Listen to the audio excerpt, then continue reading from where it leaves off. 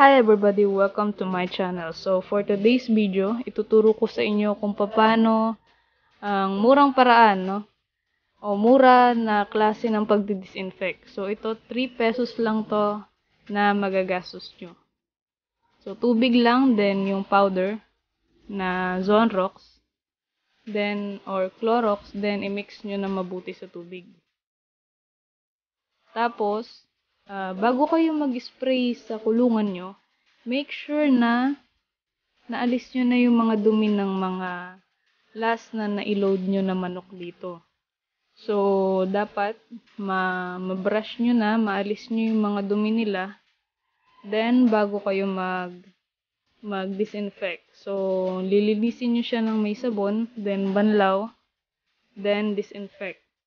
Para nang sa ganon, maalis yung mga mikrobyo or mga sakit na naiwan ng mga last nyong ikinirga.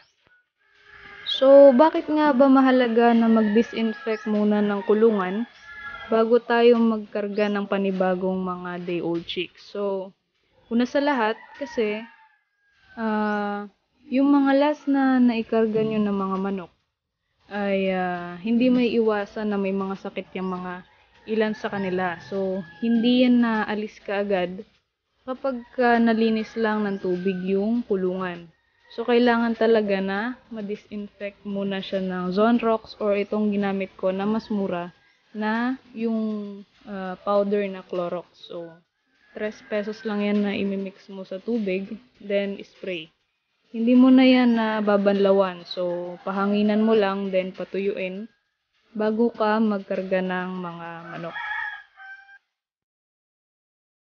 And then, dapat sa pag-disinfect ng kulungan, make sure na lahat ng gilid, lahat ng sulok, na kasulok-sulukan ng kulungan na lalagyan natin ng sisiw ay ma-disinfect natin na maayos. Kasi yung mga ilalagay nating sisiw, maselan kasi yung mga yan. So, konting dumi lang ay malaki ang magiging epekto niya sa paglaki nila. So, dapat malinis ang kulungan. Kaya nga, may mga iba na yung unang pag-aalaga nila hanggang pangalawa, hanggang pangatlo ay okay pa yung nagiging resulta ng kanilang mga manok. Pero after ng madaming karga na, kahit na gaano kadami na yung naipapakain mo at mga napapainom mo sa kanilang bitamina, ay wala pa ring epekto kasi nga nakakalimutan natin na mag-disinfect. So dito, papakita ko naman sa inyo yung preparasyon bago pa man ilagay yung mga sisiw. So niglagay na ako ng tubig dyan. Ayan, kung mapapansin nyo, konti lang yun na ilagay ko. Kasi nga, madaling mapanis yan. So hindi pa naman kayang ubusin ng sisiw na ilalagay ko yan ng minsanan. So, konti lang ang nailagay ko. Then, sa pakain, tapos yung sapin nila, dapat ready na din para hindi na may stress yung mga ilalagay nating sisiw dito. So, kakain na lang sila kaagad, then iinom. Then, huwag niyong kakalimutan na maglagay kayo ng sapin o yung dayami or kahit na ipa or kusot, pwede din. Basta, huwag natin kakalimutan na maglagay ng sapin para maging komportable at hindi lamigin yung mga sisiw natin.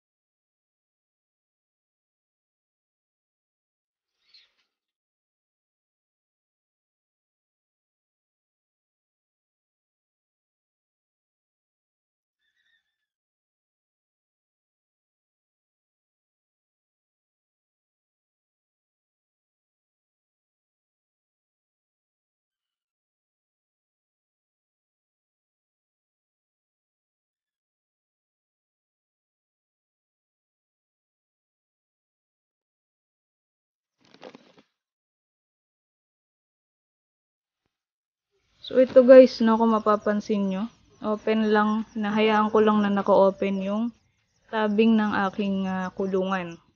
Kasi nga, hilangan din nila ng